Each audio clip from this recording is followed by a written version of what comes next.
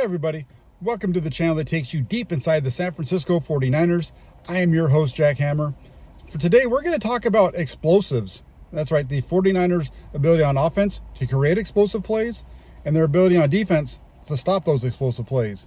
You know, when you look at the NFL and you're looking at explosives, what you're looking at there is runs of 10 or more yards and passes of 20 or more yards. Now, on those passes, it doesn't mean that the ball necessarily traveled more than 20 yards in the air. Those are just pass plays that end up gaining more than 20 yards total. You know, so we're going to start off on the offensive side of the ball in San Francisco. Brock Purdy, he gets to work with George Kittle, Deebo Samuel, the yak monster that he is, Brandon Ayuk, Christian McCaffrey. You know, even Javon Jennings is able to put up some explosive pass plays without having to have it be due to yards after the catch. And you look at where the 49ers are through the first 3 weeks of this season, the San Francisco offense has been explosive. Maybe not as explosive as the Miami Dolphins or a couple of other teams around the NFL, but all in all, they've been near the top of the league. They have 19 explosive plays through the first 3 weeks of the season, 8 of those coming through runs. Christian McCaffrey with the 65-yard touchdown run week 1 obviously helps that. He also had a 51-yard run in week 2 against the Rams, so Christian McCaffrey definitely helps there. But 8 runs of 10-plus yards for the San Francisco 49ers so far through the first 3 weeks of the season. Even Elijah Mitchell getting into the act on Thursday night against the Giants.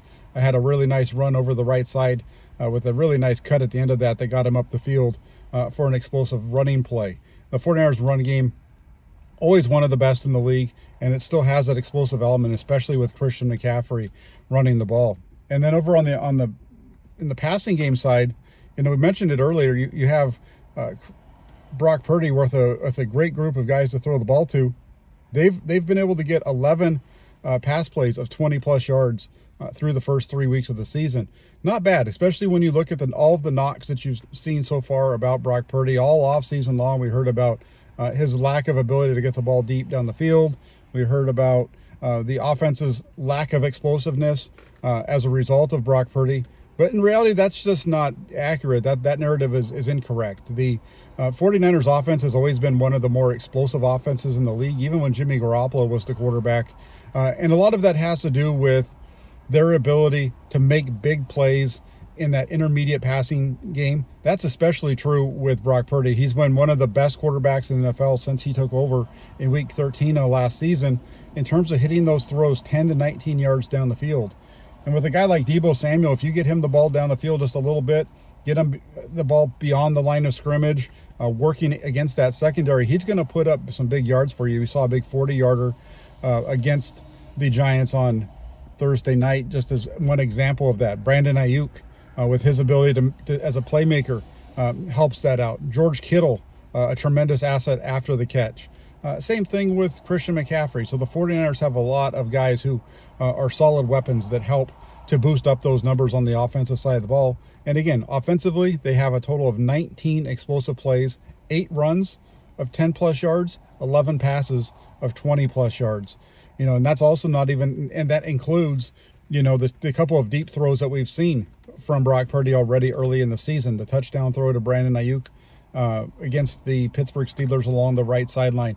The deep shot that he hit against the Rams to Javon Jennings down the left sideline. The touchdown throw against the Giants on Thursday night for a touchdown at the end of that game. So it's not just yards after catch. He also does push the ball down the field at a pretty high rate, does Brock Purdy. Not always necessarily beyond 20 yards, but beyond that 10 to 19 yard, he definitely pushes it into there. But we've also seen him take some shots down the field as well. Maybe not as high as you would like, but I think we'll see those as the season goes along. They'll continue to come, and his percentage will be right around where it was last season in terms of those 20-plus yard deep shots. Remember, in the NFL, any throw that goes beyond 20 yards is considered a deep throw by all the statting services that we have to use. So the 49ers offense, extremely explosive. That's one of the things. We saw how explosive they were at the end of the first half against the Los Angeles Rams in particular. You know, down by 7, took the ball over at their own 25-yard line with no timeouts, 75 yards in less than 2 minutes, scoring a touchdown on the final play with a couple nice explosive throws from Brock Purdy to the wide receivers in that game. So that explosiveness does definitely play a factor in what the 49ers like to do. Kyle Shanahan's talked about that in the past, is that his offense, they feed off of explosive plays, those big chunk plays that really helps get the group going. It's a lot easier to score points when you're explosive, whether those are on the ground or in the air. It's a lot easier that way, and that's something that he's talked about for the last couple of years, has Kyle Shanahan. But it's not only the offensive side of the ball. So as good as they are offensively, they're even better on the defensive side of the ball. You look at the defense for the 49ers. Through the first 3 weeks of the season on the defensive side, the 49ers have allowed only 5 explosive plays throughout those first 3 weeks. 2 explosive runs and only 3 explosive passes. And what really stands out when you look at the explosive passing game is how good they've been on throws plus 20 yards down the field. The 49ers defense has faced 8 throws that have traveled beyond 20 yards past the line of scrimmage over the first 3 weeks. 0 completions. They have not given up 1 yet. And when you look at their numbers, again, only 3 explosive pass plays, meaning only 3 plays have gone over 20 yards, period. What that tells you is a couple of things. Number one, it tells you that they're really good in the secondary with tackling. If any of those underneath throws that are being caught, they're doing a really good job of tackling those. The other thing that both of those numbers put together, the fact that they only have 3 explosive pass plays allowed, and that they haven't given up a single pass that's traveled beyond 20. What that tells me is a couple of things. Number one, they're doing a good job of sitting back, forcing opposing offenses to work the ball down the field on them. That's one of the things that we saw. It didn't work out very well in the first half of the game against the Rams. They tightened up in the second half and shut them down. But they've done a good job of keeping everything in front of them coming up and tackling. The other thing that it says to me is it talks to how good of a pass rush this team has. They really get after the passer. They create a lot of problems for their opponents with their ability to put pressure on those opposing quarterbacks. You know, you look at where they are right now.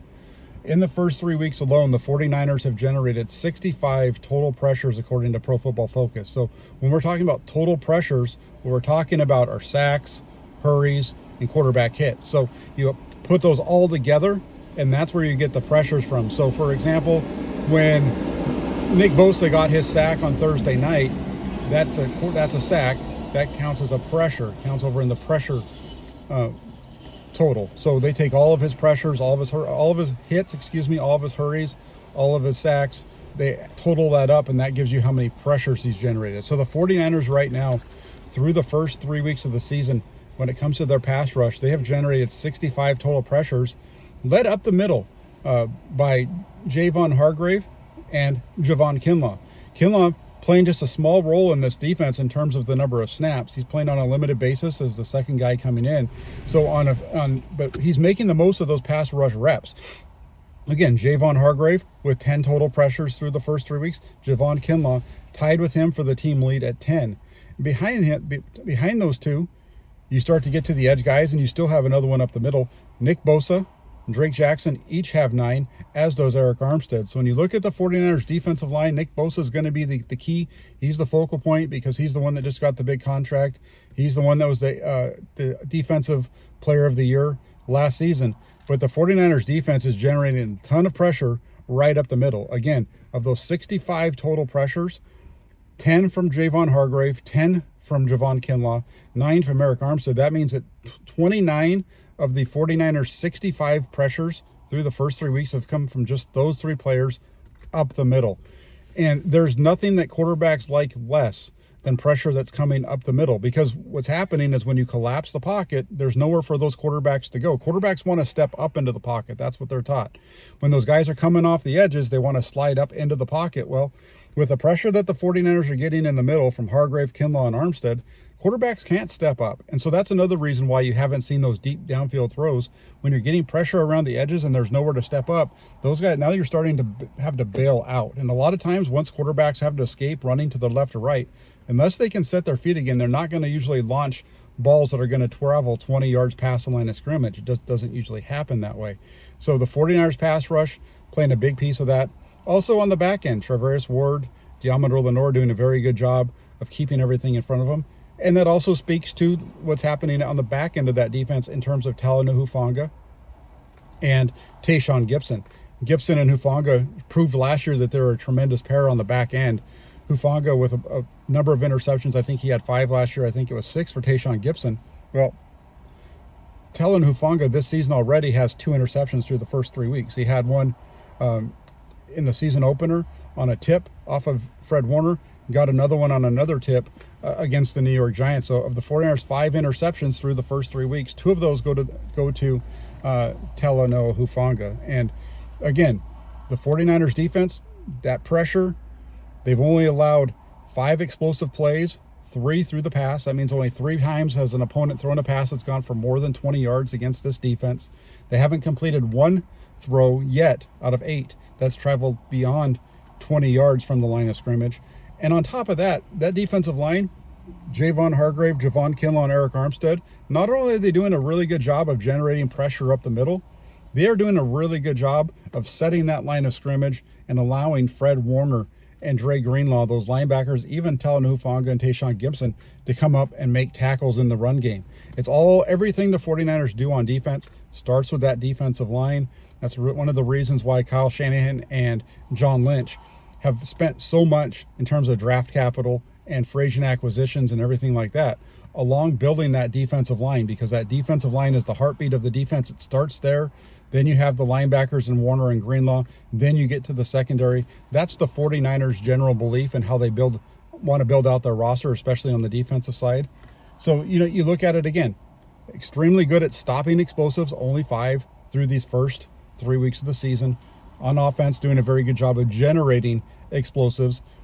And that's why when you look at the San Francisco 49ers right now through the first weeks, they are one of only 2 teams in the NFC that have a record of 3-0. The 49ers have a tremendous roster led by a quarterback who doesn't turn the ball over. Brock Purdy with just 3 interceptions since taking over for Jimmy Garoppolo and Trey Lance against the Miami Dolphins last week. Just 3 interceptions in that time compared to 20 touchdowns. And part of the reason why that's so big is the 49ers strive and they thrive off of holding on to the ball and not turning it over more than their opponents. When the 49ers, since 2021, when the 49ers do not turn the ball over more than their opponents, that means they have less turnovers or even tied in that turnover margin. They are 27-3 since the start of the 2021 season. When they turn the ball over more than their opponents, they are just 1-10. So again, explosives on offense, stopping explosives on defense. Don't turn the ball over, and the 49ers are going to win a lot of games. That's been their recipe to success since 2021. It continues to be that now under Kyle Shanahan as they start this season off 3-0. So there you have it. Hey, take it for what it's worth, like I always like to say. Thank you all so much for tuning in. If you could do me a big favor, hit that like button. After you hit the like button, also subscribe to the channel if you're watching this and you're not already a subscriber, and also turn on your notifications.